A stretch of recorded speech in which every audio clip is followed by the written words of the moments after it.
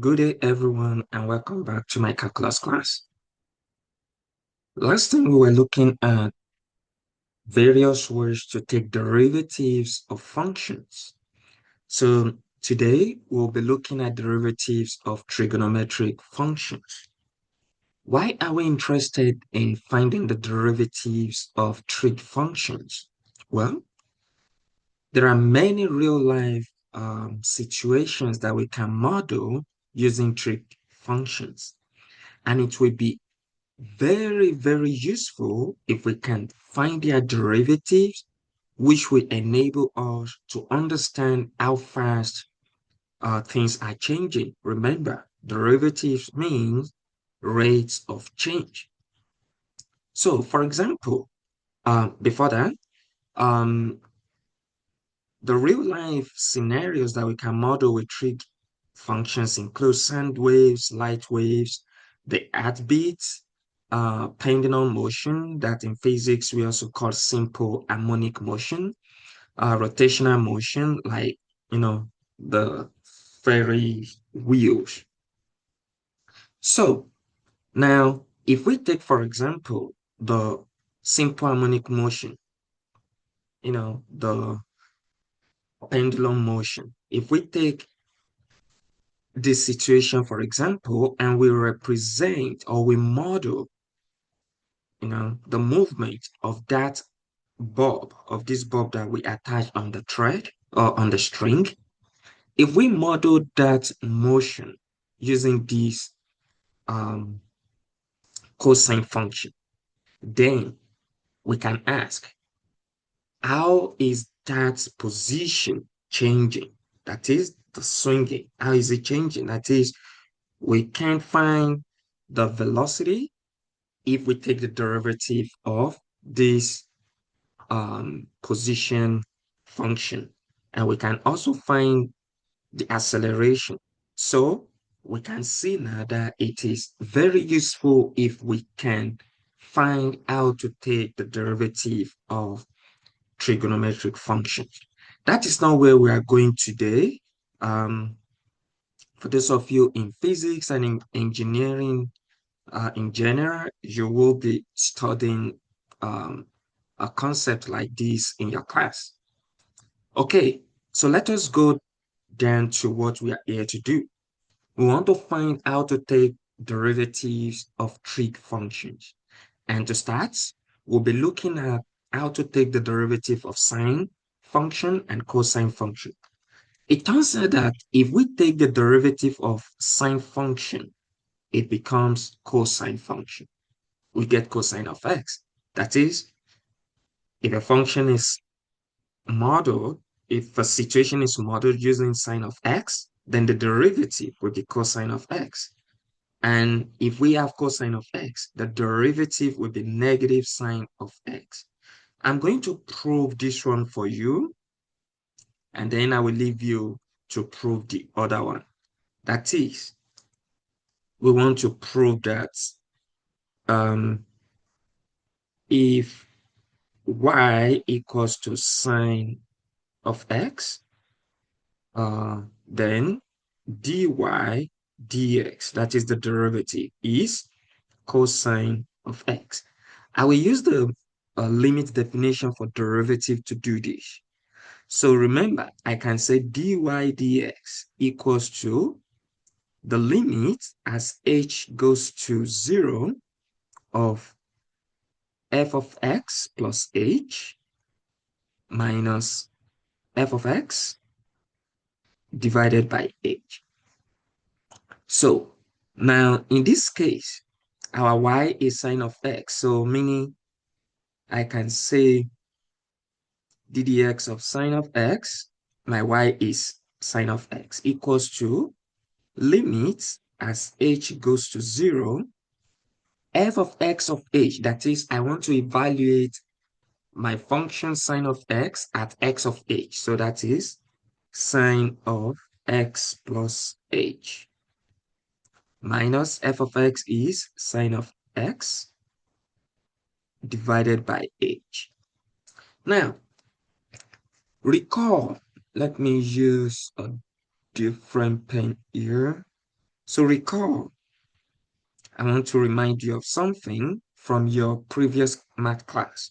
Recall that if we have sine of A plus B, that is sum of angles, we can write it as sine of A cosine of B plus cosine of A sine of B. Now, if we remember that, now we can apply that in our work here. So that means ddx of sine of x equals to limits as h goes to 0.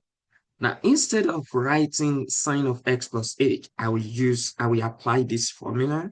So that becomes sine of x cosine of h plus cosine of x sine of h, right? Minus, that is, I just express these parts. Now minus this part now, sine of x, and everything divided by h. Now, I can bring some things together. I can write it as limits as h goes to 0. I can write sine of x cosine of h. I want to bring these parts because it will allow me to do something. Plus cosine of x sine of h divided by h. Now, guys, I can say this is limits as h goes to 0. I can factor sine of x out. Then I will have cosine of h minus 1 plus cosine of x sine of h divided by h. Now, if you study what we have in this situation, I am taking the limit as h goes to 0. So if I have sine of x there, I can just push it out. Okay, before I do that, let me apply limits law by saying I can write this. Let me try to simplify it so that you guys will understand. Cosine of h minus 1, I can break it like this, plus cosine of x sine of h divided by h. Just like if I have 1 plus 2 divided by 3, I can write it as 1 over 3 plus 2 over 3. That is what I just used here. Okay, now I can also apply limits law by saying this is limit as h goes to 0, limits law for sum. So that allows me to do this.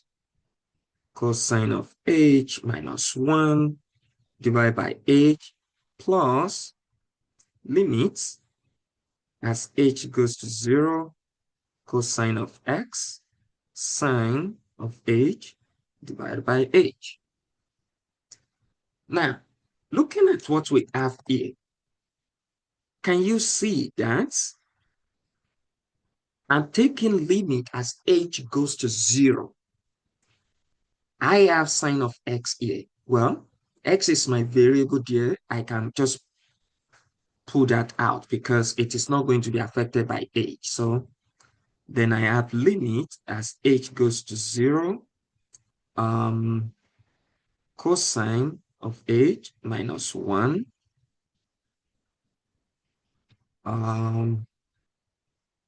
divided by h.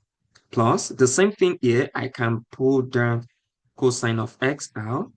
So limit as h goes to 0, sine of h divided by h. Now, if you have been following this class very well, you will see that this limit has been encountered before in this class. We have encountered these special limits before in our class. And you will recall that, again, I will say recall. What are we trying to recall? Limit as h goes to 0 of cosine of h minus 1 over h is, do you remember? 0. And limits as h goes to 0 of sine of h over h is what? 1.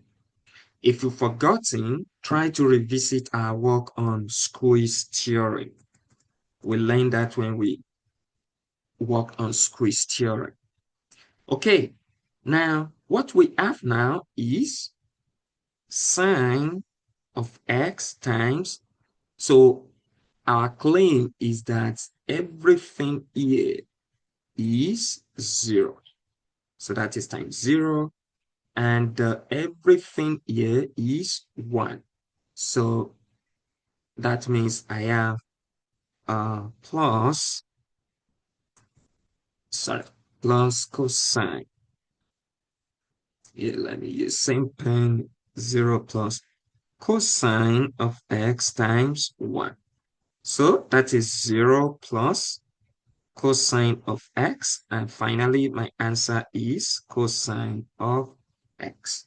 So, guys, we have been able to compute or to prove that the derivative of sine of x with respect to x is cosine of x. So we have been able to prove that. So remember, all what we need to do, we just use the limit definition for derivatives. And we use this from our previous math class. For those who took Math 142, you will remember that you use this formula in Math 142. Or those who did not take 142, but it's equivalent, you must have seen that formula before. And in this class, in our class, we have seen this, we have used this. So you should revisit our work on squeeze theory. So that is what we did there. And I will expect you to pause this video and maybe rework it by yourself on your own to see if you will be able to get there. And also, I believe there's a try it. Yes. You should also find the derivative of cosine of x, or show that its derivative is negative sine of x. Just follow the same thing. Just follow the same thing. Yes. Okay. Moving on. Let us also look at something we have done in this class, sometimes last week, graphically. Last time we learned that we can draw the graph of the derivative of function from its function. Okay, let us apply that here. Now, we learned that at this point, that is where the tangent line is horizontal to that curve. That is, the derivative there at that point is 0. That is, the derivative at that point is 0. That is here, 0. Again, we have that the tangent line is horizontal there, meaning that the derivative there is 0. That is here. Now, let us use our idea that we learned last time. We say from this point up to this point, this function is increasing. What that means is that the derivative is on the positive side of y-axis. You remember? And then it passes through these points. Now, from this point up to, let's keep going, up to this point, we see that the function is decreasing, meaning that from here to this point, the graph of the derivative will be on the negative y-axis, and it will pass through these points. Okay?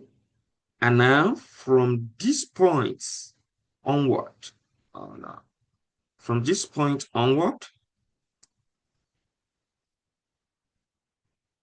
that is not what I want.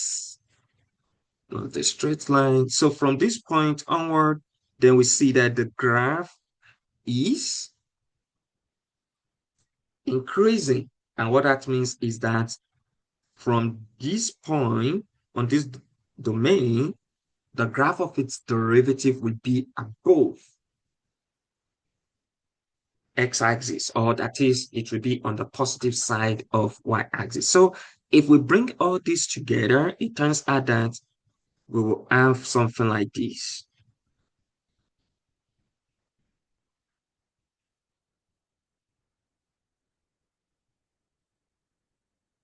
No, that's not very good. Let me go again. It will pass through this place. And we have something like this. Okay? I believe this is arrow. Okay. All right. Now, let us examine what we have. Let us be sure we are correct. At this point, the derivative is 0, so we have it at this point, 0, okay?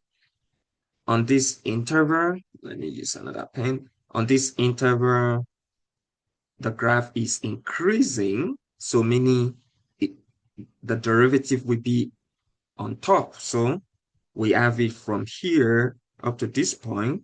The derivative is on top. Now from this point up to this point, the graph itself is decreasing, meaning that for the derivative, it will be, you know, at the lower part or the negative part of y-axis. And from this point onward, it is increasing. So meaning for its derivative, it will be, from that point onward, it will be above x-axis or on the positive y-axis. So we have learned this last time. And now you will notice that, okay, let me label this.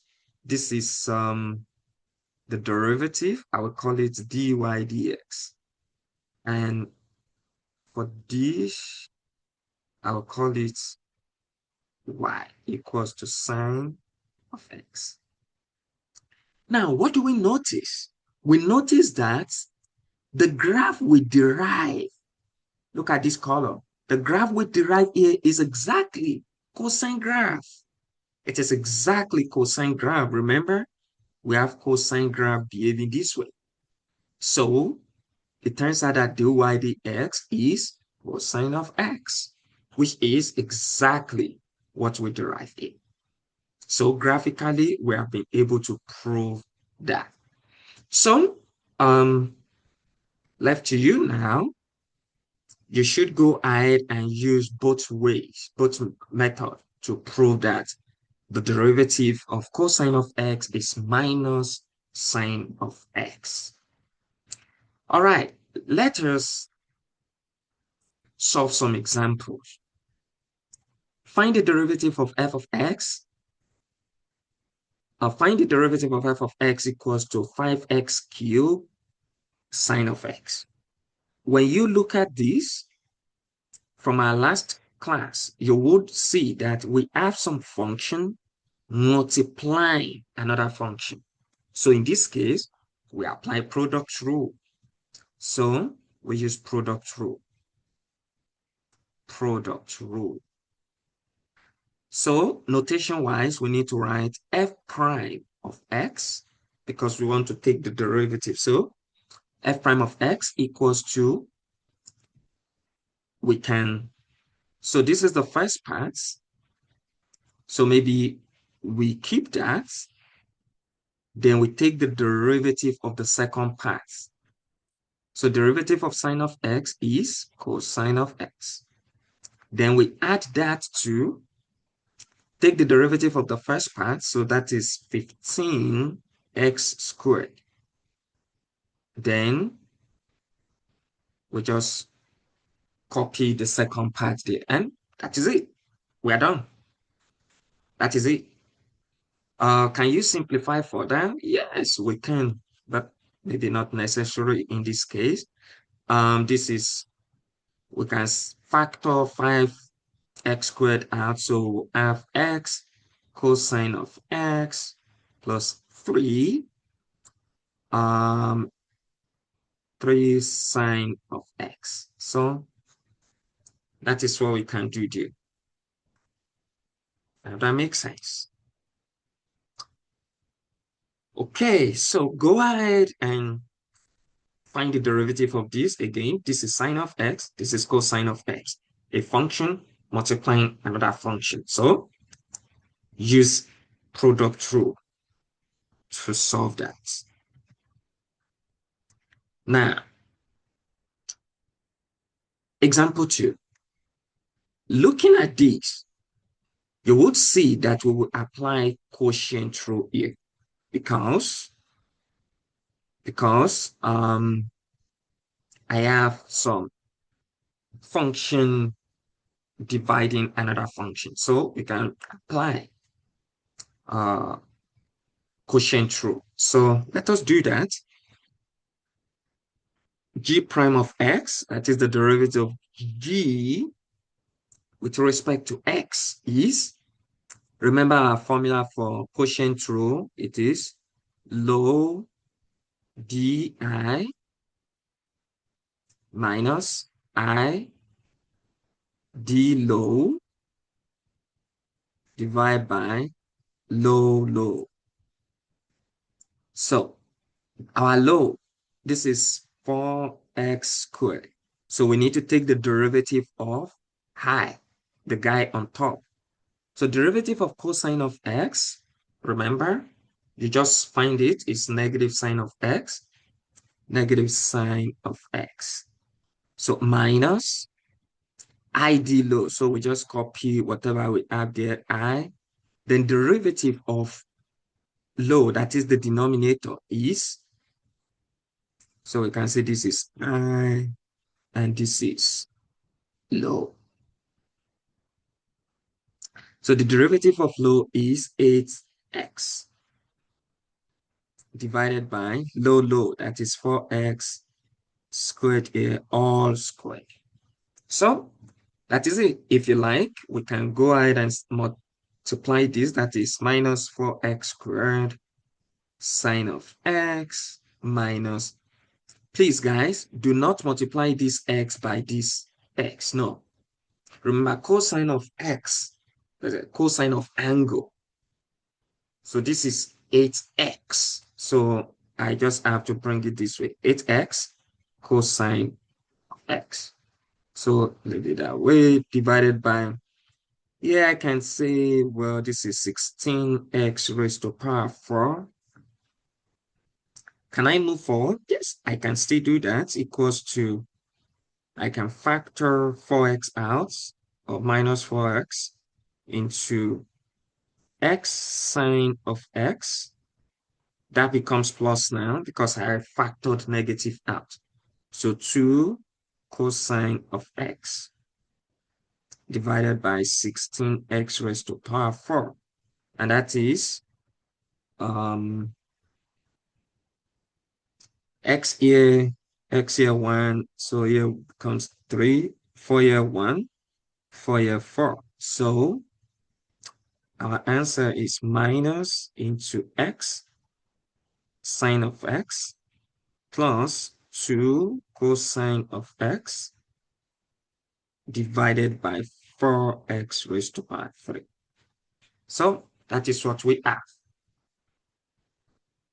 Again, we use quotient rule. We're just repeating the same thing we did last week, but now dealing with trig. That's it. So pause this video and try to find the derivative of this function. Moving on, we want to find the derivatives of other trigonometric functions. Remember, we have 6 of them. Sine of x, cosine of x, tangent of x, cotangent of x, secant of x, cosecant of x. So we can find the derivative of all of them. We've already found sine and cosine. We do know that tangent can be written as sine of x divided by cosine of x. So we can apply quotient rule now because we have been able to write it this way. So it turns out that the derivative of f with respect to x is, again, this is our I, this is our low. So we'll say low di, the derivative of I, that is the derivative of sine x, is cosine of x, minus I, that is sine of x, d low, derivative of the lower part, that is cosine of x, is minus sine of x, divided by low, that is cosine of x, all squared. Okay, now this becomes cosine squared of x, or you can write it as cosine of x all squared is the same thing, minus, so minus times minus plus, so that is sine squared of x divided by cosine squared of x, or you leave it the way it is. It's the same thing. Now recall again, recall that sine squared of x plus cosine squared of x is 1 from your previous math work. So, meaning that our numerator in this case becomes 1. Becomes 1. Now we have divided by cosine squared of x. Again, recall that 1 over cosine of x is the same thing as secant of x. So meaning that we can write this as 1 over cosine of x times 1 over cosine of x, right? So which becomes secant of x times secant of x. And it becomes secant squared of x. So again, we have been able to find that the derivative, so therefore, the derivative of tangent of x with respect to x is secant squared of x. So we find 3, sine, cosine, and tangents. Let me do one more. What about secant of x? Oh no, this should be c, not x. Secant of x, okay. Again, remember that I can write this as 1 divided by cosine of x. So I use quotient rule. So it then turns out that the derivative of f with respect to x is, this is my I, this is my low, and I will apply quotient rule, which says low di, derivative of 1 is 0, minus I d low, derivative of cosine of x is minus sine of x, divided by low. That is cosine of x all squared. Okay, now cosine of x times 0, that is 0. Minus times minus plus 1 times sine of x is sine of x divided by cosine squared of x. So this becomes sine of x divided by cosine squared of x, which, guys, I can write it as sine of x divided by cosine of x times 1 over cosine of x, right? And that is sine of x divided by cosine of x is tangent of x. 1 divided by cosine of x is secant of x. So that means that the derivative with respect to x of secant of x is tangent of x times secant of x. So we've done for sine, cosine, tangent, and secant. We find their derivative. So you should pause this video and you go ahead to find the derivative of cotangent and cosecant. Recall, let me help you a bit. Recall, you can write cotangent of x as cosine of x divided by sine of x. So what about cosecant of x? How can you write that? So once you can do that, then you can apply some derivative rule to take the derivative. And well, you have your answer here. You just need to make sure that that is what you find.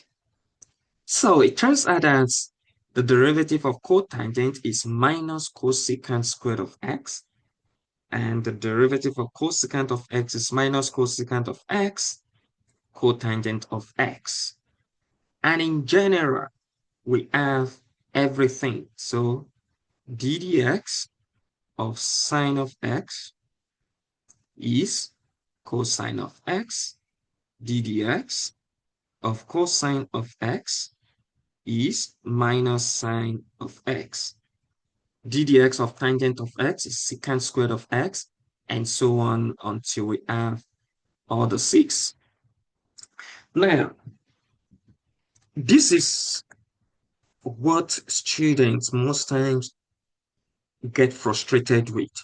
Oh, I need this. What is the derivative of tangent of x? I don't know it. No, if you know it offhand, fine. That is good.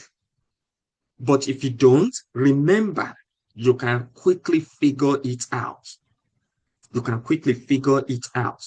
If you can express tangent, for example, as sine of x over cosine of x, then you use quotient rule.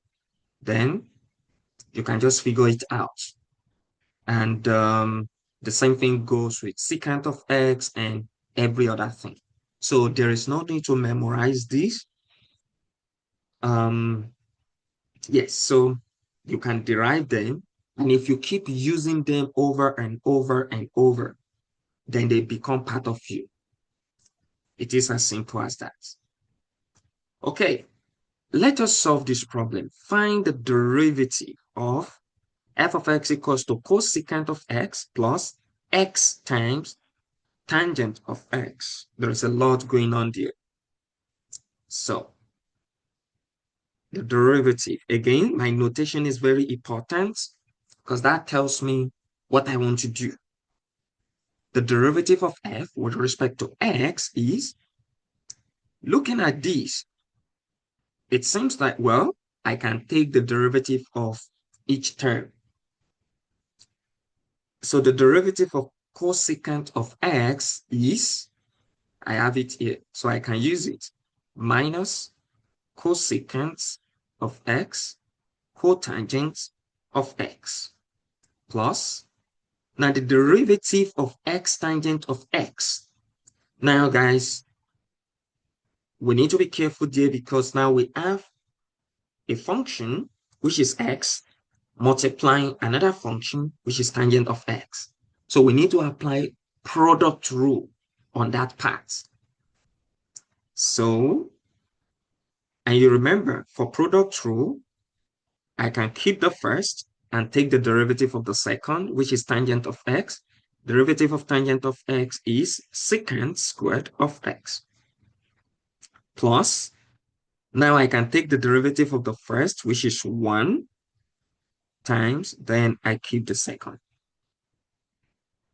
So, in general, or like if I open that up, I have minus cosecant of x, cotangent of x, plus x secant squared of x, plus tangent of x. Answer.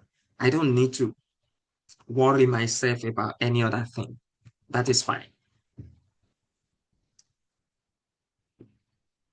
Okay. Then you should go ahead and take the derivative of this. Now, let us look at higher order derivative. Last time,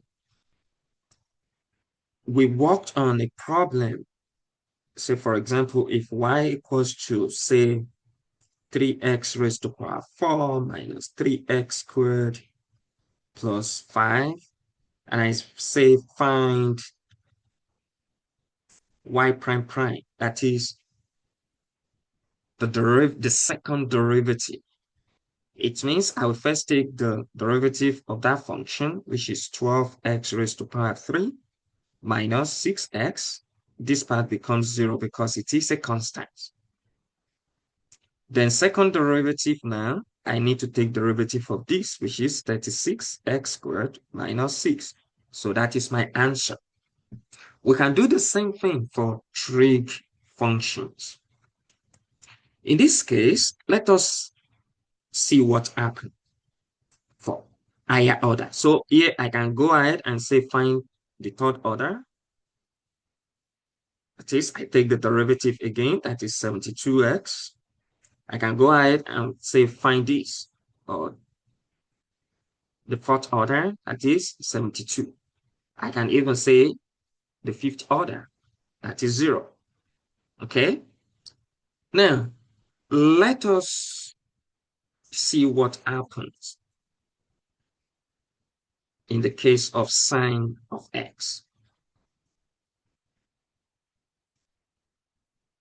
Y equals to sine of x. What happens if we take the derivative?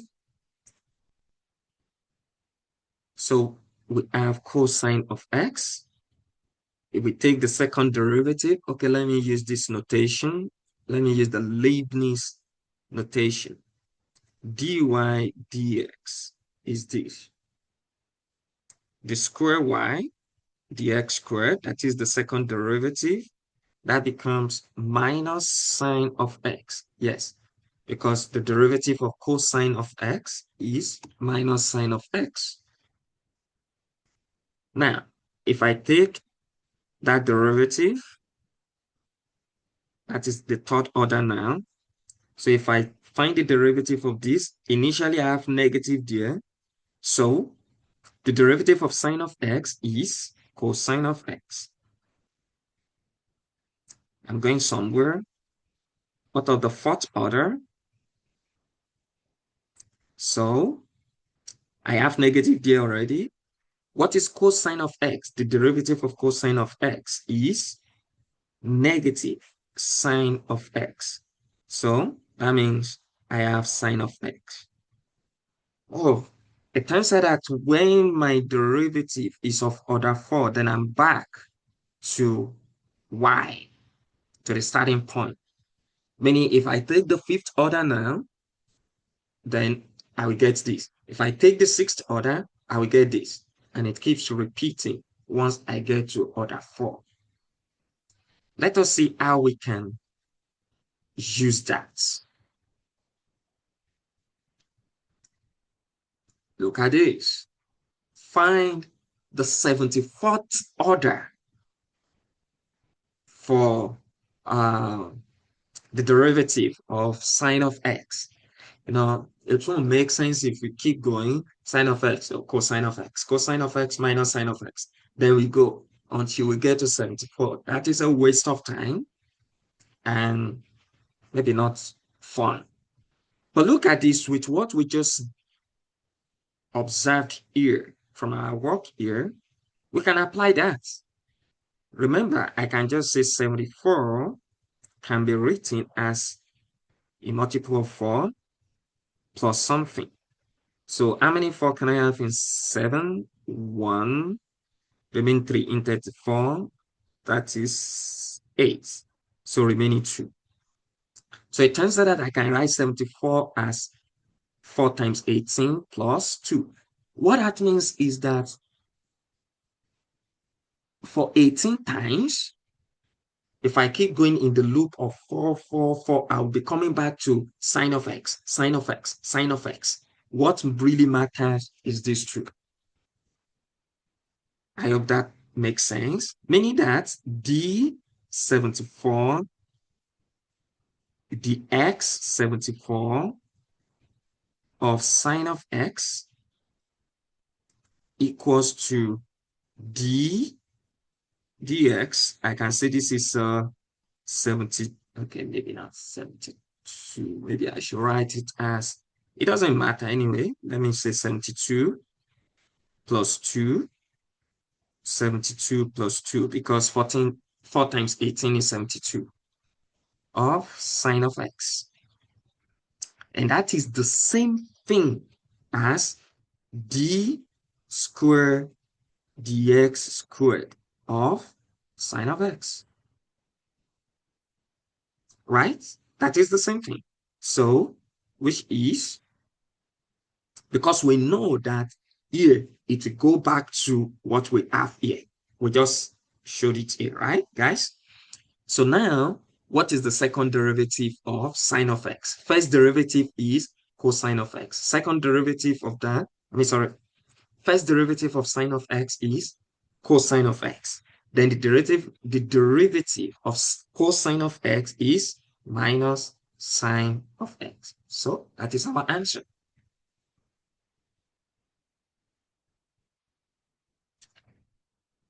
Okay, so you can use that same idea to answer this question. So here I'm saying find the first four derivatives for cosine. That is, do the same thing.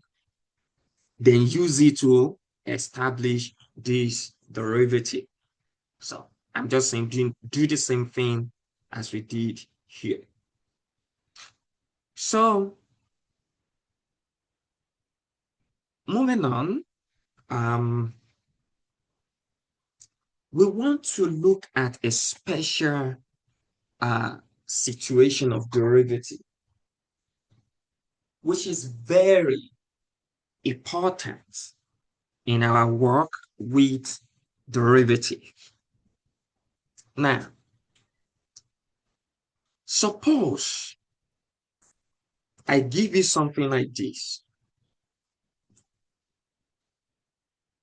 X squared plus 3 raised to power 2, and I say find the derivative. Well, you can say, well, that is simple, teacher. I can just say ddx, then I can rewrite this as x squared plus 3 times x squared plus 3. And that becomes x raised to power 4 plus 3x squared, that is 6x squared, plus 9, I believe. Then you can take the derivative, that is 4x raised to power 3 plus 12x plus 0. So that is our answer. Simple. Done. Yes, we can think about expanding this and then take the derivative as we just did. However, it becomes a big task when we have a problem like this, when it is raised to power 10. Does that mean we keep doing this?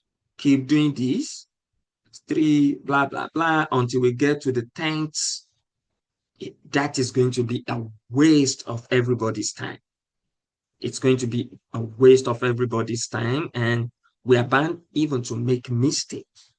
So, to deal with that, we introduce a newer or a better approach, which is called the chain rule. So this is another rule we will be studying, and it is very interesting. What is chain rule? Chain rule states that the derivative of a composite function. What do we mean by composite function? Remember from your previous math class, x squared plus 3 raised to power 2. I can say, well, let f of x be x squared. Now, let f of x be x, and let g of x be, let's say, x squared plus 3.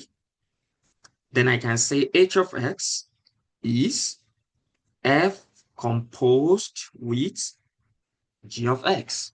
That is, this becomes the inside function. So this will be x raised to power 2, actually, x squared, yeah. So that is, I can evaluate f at g of x. This is from your previous math class, composite function or composition of functions. Now, chain rule states that the derivative of a composite function that behaves this way is the derivative of the outer function. The derivative of the outer function evaluated at the inner function multiplied by the derivative of the inner function. Let us see it here. Let f and g be functions for all x in the domain of g for which g is differentiable at x and f is differentiable at g of x. The derivative of this composite function, this, is given as, look at it. I will take the derivative of the outside function evaluated at the inside function. That is, copy and paste the inside function here. Then I will multiply it by the derivative of that inside function.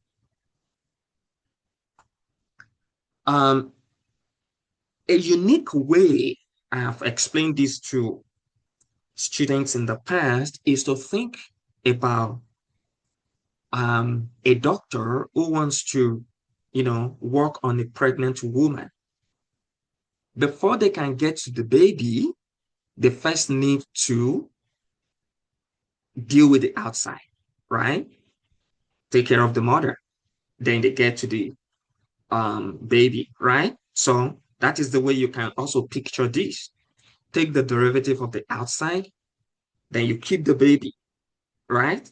And then now you can get the baby and take the derivative of the baby. So that is what we are doing here essentially. There is another way to write this using Leibniz notation. Let me quickly show us. So, and they are the same thing. So I'll say for h of x equals to f composed with g of x. I can say let's I want to represent that inside function with something. Let's call it u. And I want to say y equals to h of x. So that implies that y equals to f of u. I hope that makes sense. Look at what I've done. I represented that g of x, the inside function, by g of x. Then instead of using h of x, I just call it y. So that means y now equals to f of u. Now, look at what I'm going to do. I can say I want to take the derivative of u with respect to x. That is here. That is going to give me g prime of x. That is the g dx. If I take derivative of u with respect to x, I have that. I can also take derivative of y with respect to u. So which is f prime of u, right? Derivative of y with respect to u. Now, guys, remember what I want to do is to find dy dx. Remember that my h is my y, so I can do that. Now, dy dx equals to, I can say it is dy du multiplied by du dx, which is the y du is f prime of u times du dx is g prime of x. Now I just need to replace this u here. That is, take it back to what it was, which was g of x.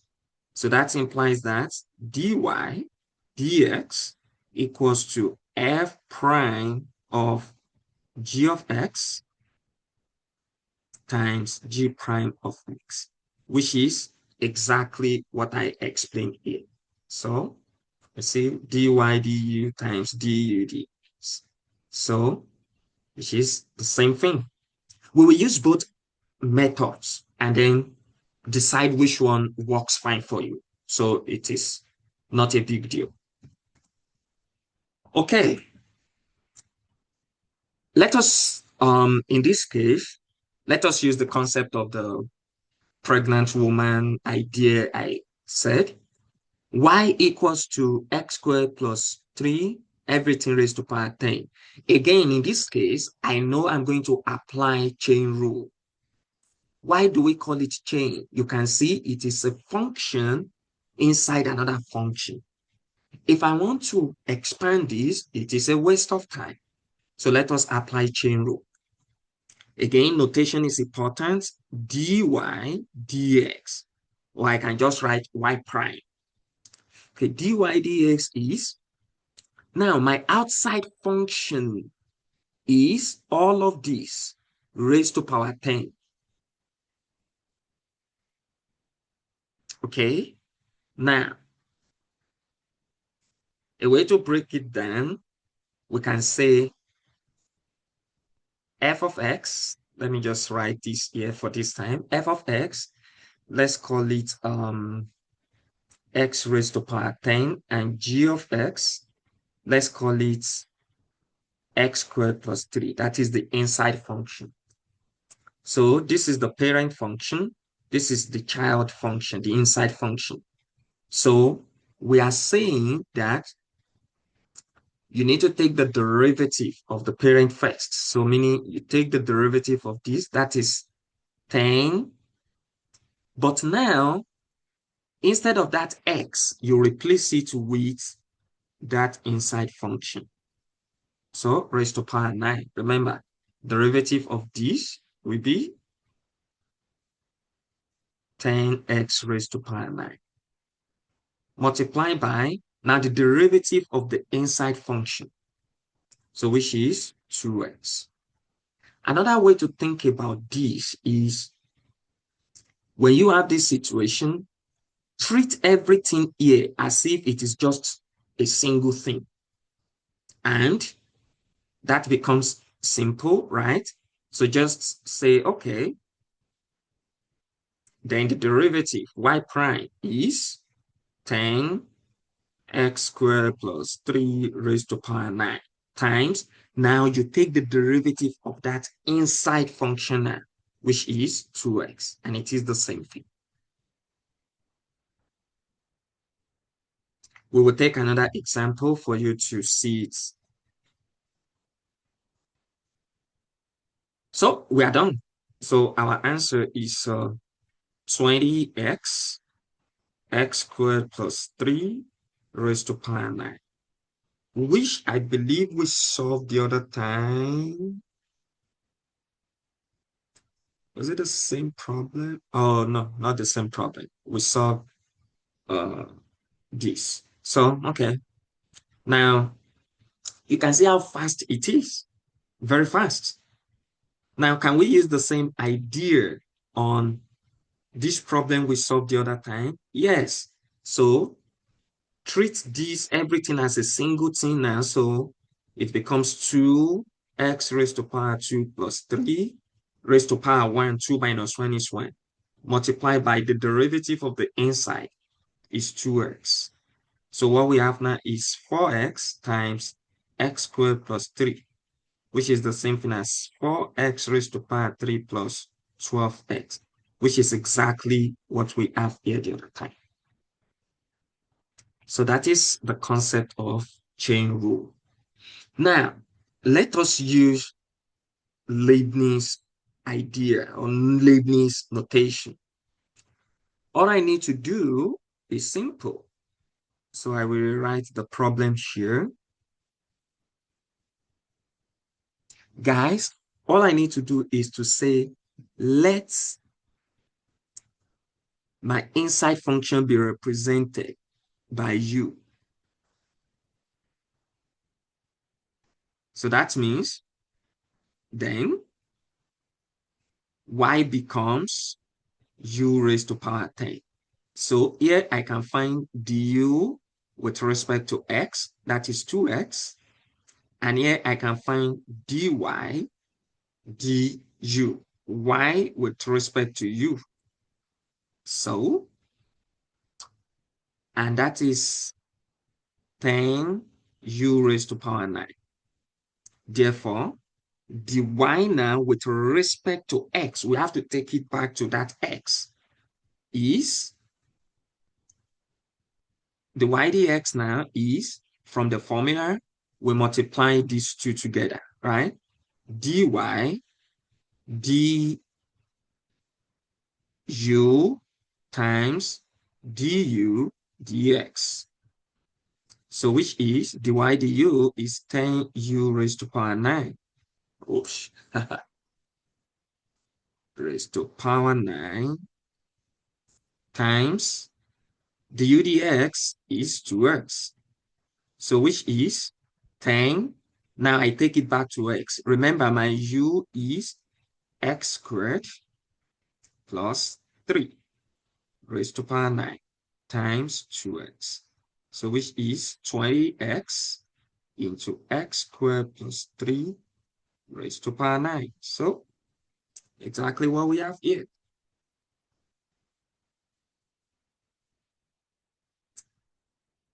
Okay, let us take another example. On this problem, I will try not to use quotient rule. Can we use quotient rule? Yes. But there is a way I can rewrite this problem. I can say, remember, if I have 1 over x, it is the same thing as x raised to power negative 1. If I have 2 over x, it is the same thing as 2x raised to power negative 1, right? That should be clear to you in this class. So I can rewrite this as 3x squared plus 1, everything raised to power negative 2. I can rewrite it that way. So this is 1, so that is just 1 times this, which is still what I have. Now, in this case, I can say h prime of x is, so I will just say negative 2. I will just copy everything there inside. Then I will subtract 1 from the power here using power rule for derivative. So that is minus 3 multiplied by now the derivative of the inside guy, which is 6x. So our answer is negative 12x, 3x squared plus 1 raised to power minus 3. Well, we can rewrite it as negative 12x divided by 3x squared plus 1 everything raised to power 3.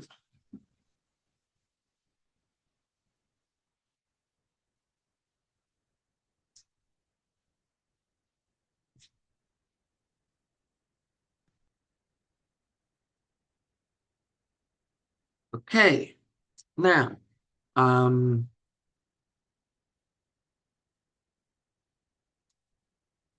let us use the idea of Leibniz that we used just here. Let us use it again here. I will still use it then in the subsequent examples. I will just stick to one. So use whatever you feel comfortable with. So from h of x equals to, let me use the written form of that problem.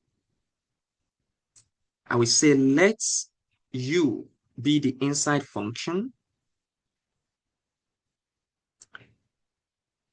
and y equals to h of x. So which means y equals to u raised to power -2, right? Good. Now, I know that I can find du dx, which is 6x. I can also find dy du, which is this one now, that is -2u minus 3. You subtract 1 from the power. Now, dy dx is dy du multiplied by du dx. So which is dy du is -2u raised to power -3 times du dx is 6x. So that is -2. I want to replace, okay, before that, I can say this is -2 over u raised to power 3 times 6x. So which is minus 12x over my u is 3x squared plus 1. So raised to power 3. I just replace it back. So which is exactly what we have here. So whichever one you find, you know, uh, interesting, whichever one you find interesting, just use it, whichever approach. Okay. Now, I will just stick to Leibniz method now. Okay, here h of x equals to, I can rewrite this guy as sine of x, everything raised to power 3. It's the same thing, right? So I can say let u be the inside function, and I can just say y equals to h of x. So that implies that y equals to u raised to power 3. Now I need to find du dx, which is the derivative of u with respect to x will be cosine of x. I also need to find dy du. Dy du is 3u squared. Therefore, dy dx is dy du times du dx. So which is 3u squared times du dx cosine of x. So this is 3 into u is sine of x. Remember, there's a square on that. I put it there, cosine of x. Answer.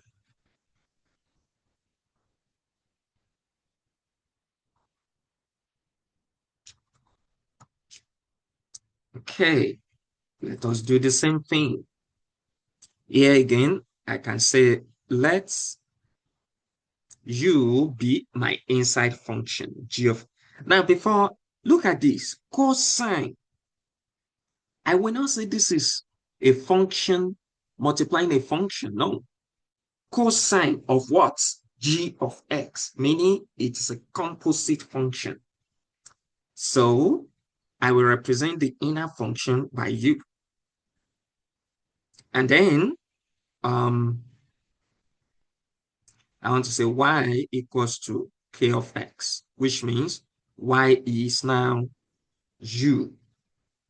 Oh no, y is cosine of u instead of g of x, u now.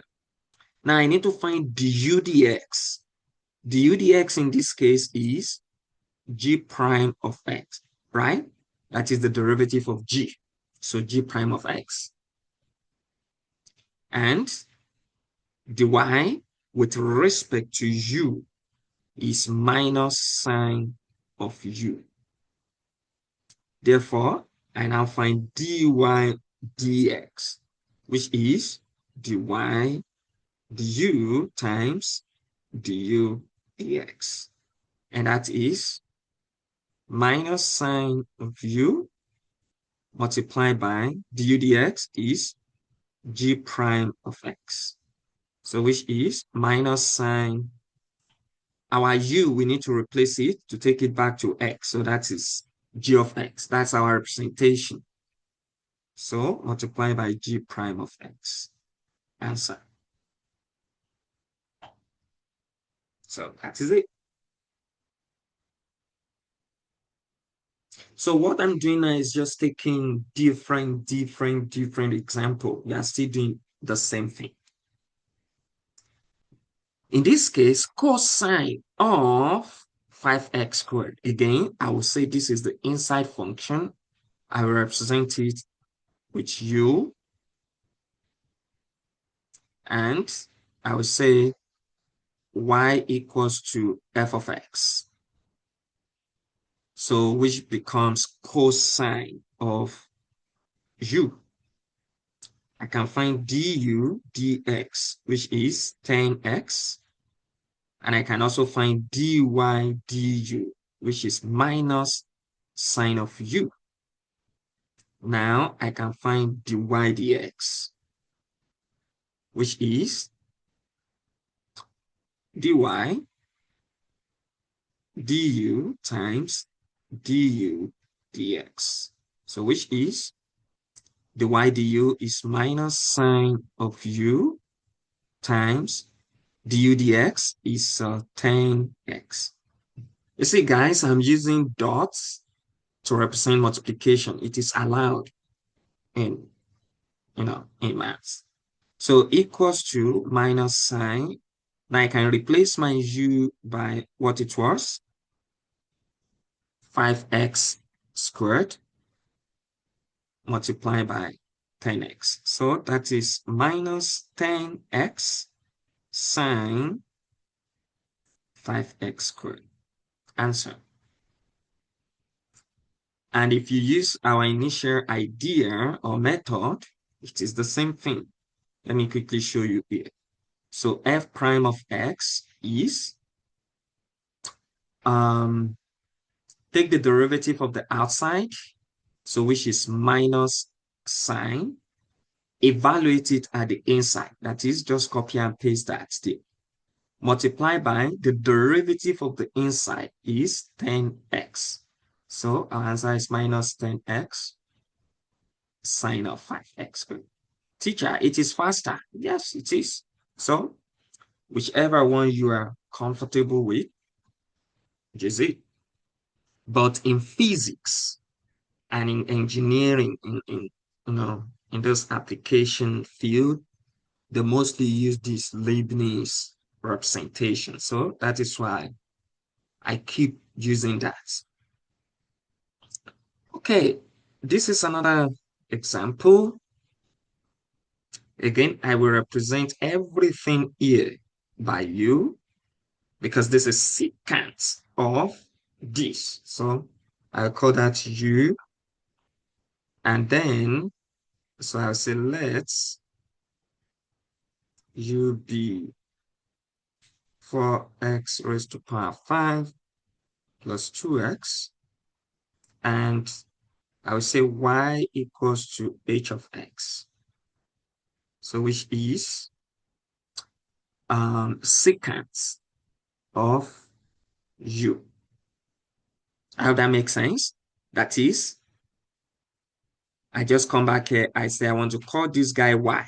So h of x is secant of, I already call everything au, so that is secant of u. Now, du dx is 20x raised to power 4 plus 2. Yes, if I take derivative of u with respect to x, I have that. Now, dy du, dy with respect to u is, what is the derivative of secant? Well, we find it the other time. It is secant of u tangent of u. Let us revisit that to show you where I picked that from our initial work here. Yes, the derivative of secant of x is secant of x tangent of x. So we just use that here. But instead of x, we have u here in that situation. Now, to conclude our work, dy dx, which is the same thing as h prime of x, is dy du times du dx. So what is our dy du?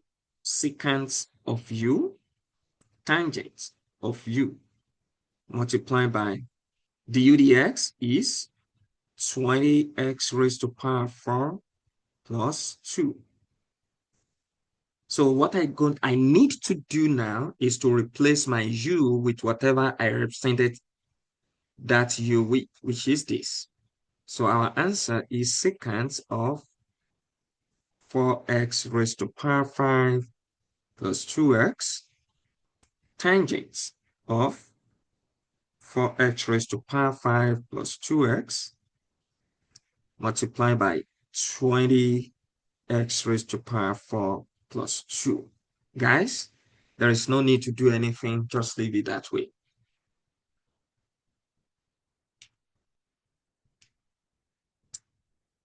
Okay.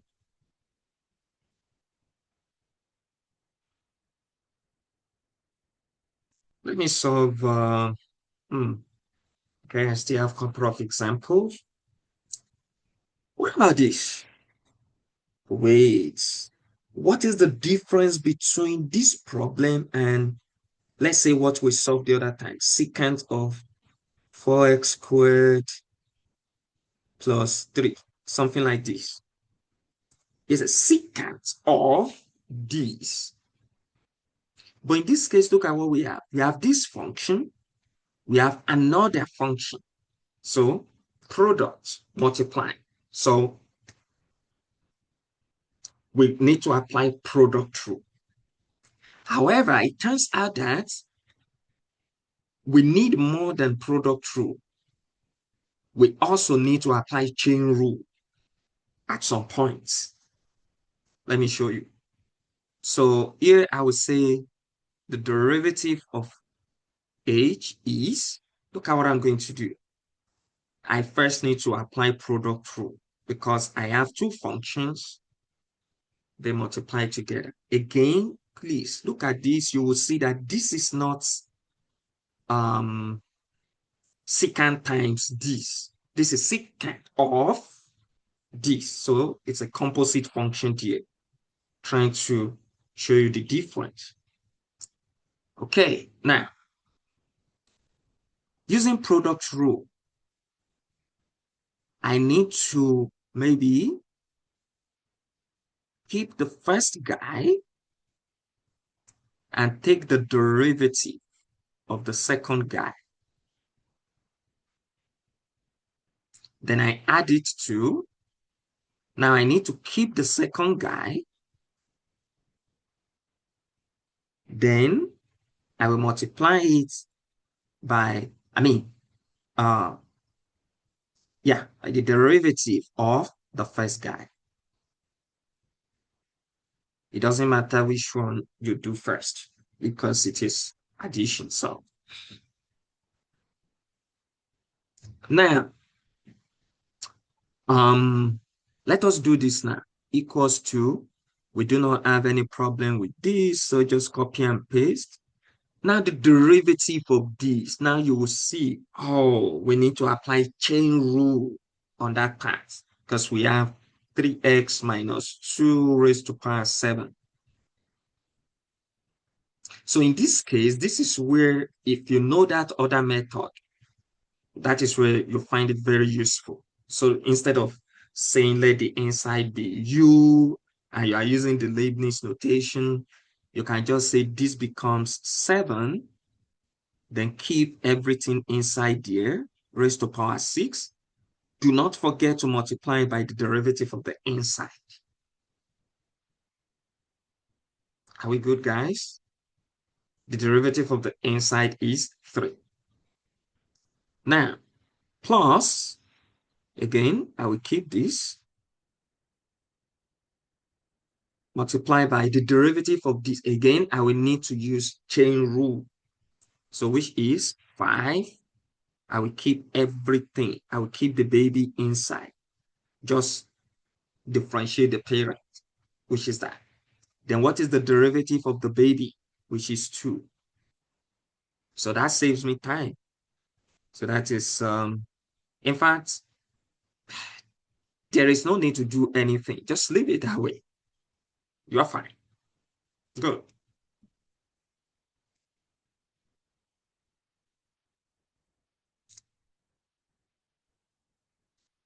Okay.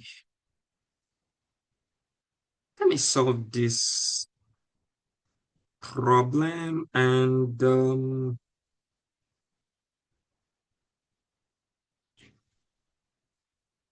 so in this situation,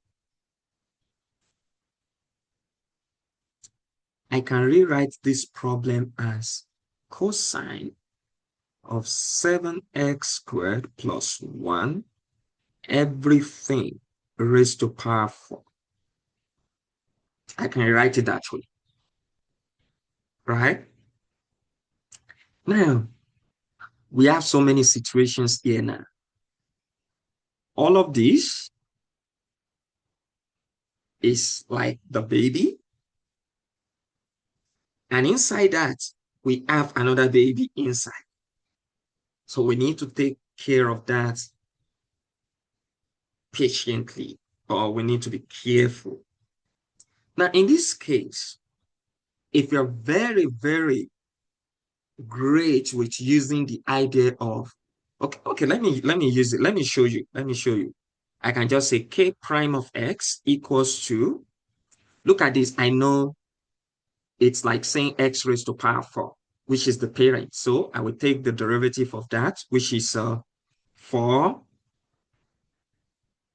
raised to power 3, right? Now I will keep everything inside here. I will keep everything inside here. Great. Then I multiply by the derivative of the inside. The derivative of the inside, which is all of this. However, when I get to the inside, it is a chain, it is a composite function again, cosine of this.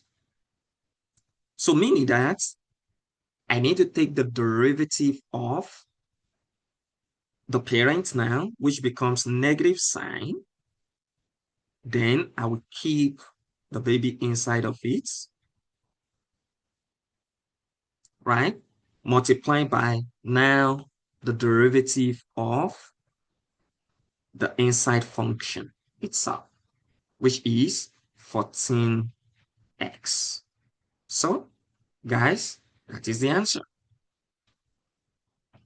One line, that is the answer. We just need to follow. Can we use Leibniz representation here? Yes. We just need to be careful. So in this case, we can call all of this, we can call it U.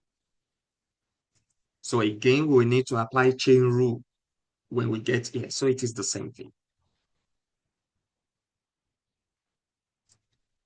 Okay.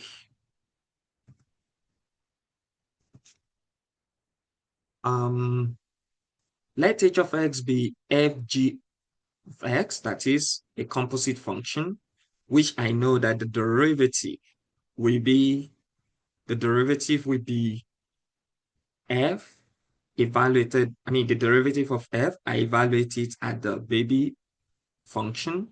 Then I multiply it by the derivative of the baby, the one inside.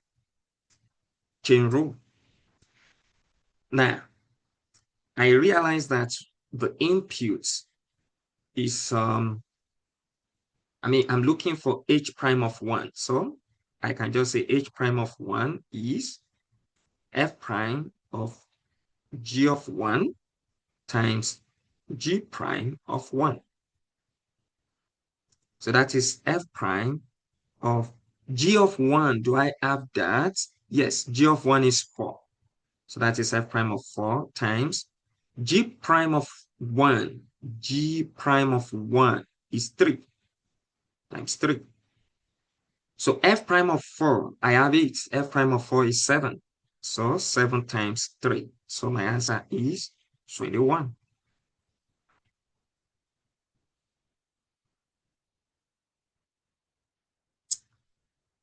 Okay. I believe I have just two more examples. Okay. In this case, again, look at this. I can use Leibniz notation approach. Let us use the fast charm method, then we use Leibniz again. Just trying to show you, you know, y prime is, so this is going to be treated as a single entity, raised to power 5. That is my single, that is 5 multiplied by my single entity raised to power 4, right? You understand that? Copy everything inside. Multiply by the derivative of the inside. Now, for the inside function now, I'm going to apply quotient rule because it is division. So I will use, in that case, this is high and this is low. So that is low di.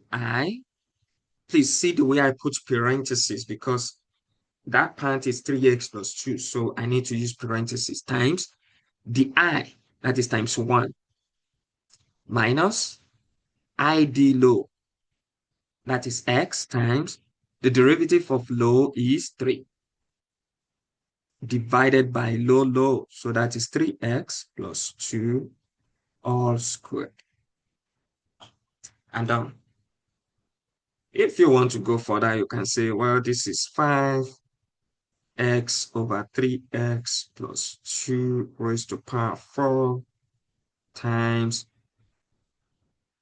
that is 3x plus 2 minus 3x. So that is 2 divided by 3x plus 2 all raised to power 2. You can stop there. There's no need going further. Now, I can also use Leibniz approach. Again, guys, like I said, choose any form, any method that appeals to you. You'll be fine.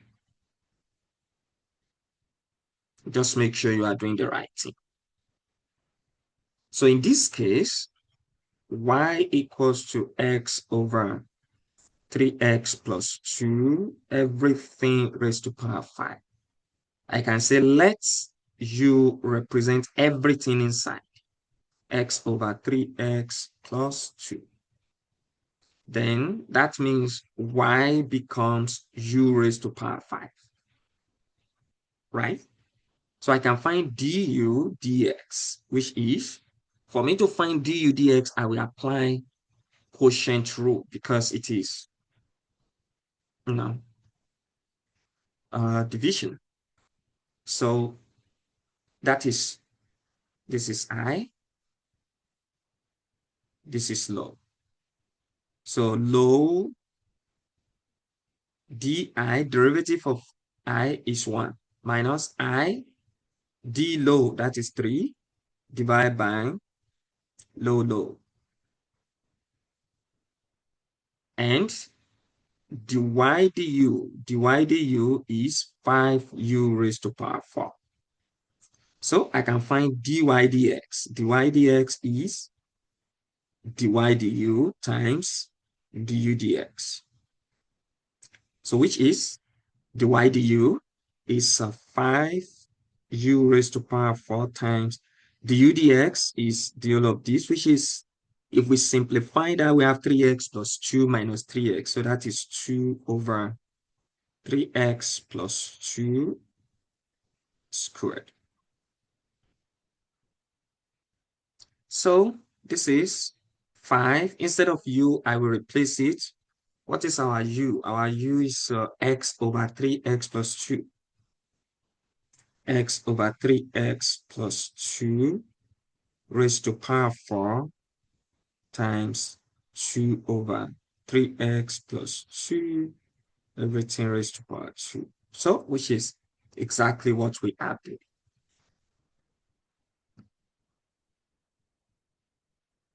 Okay.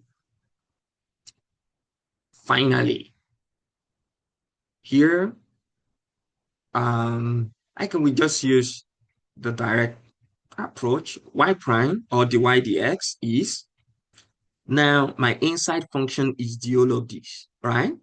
So that is tangent of this. So the outside function, the derivative of the outside function, what is the derivative of tangents?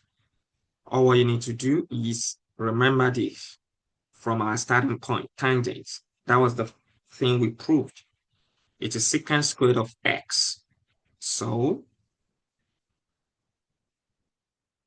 in this case, we will say it is secant squared of, then we copy everything there, plus 1, right? Multiplied by the derivative of the inside function, which is, now, please, parenthesis is important there, 8x, that is 2 times 4, 8x, 2 minus 2, 1, so minus 3. Guys, we are done. It is as simple as that. And if you use Leibniz notation as well, you get the same result. So I will be ending this video here. We have many examples we consider. So you also have a lot of try it here that you should go ahead and solve. So for all these, you can use any method you want to use. Here, I just want you to use Leibniz notation to be sure you know how to use it. So guys, I hope you enjoyed this video, and I will see you in our next class. Till then, keep having fun with math. Bye for now.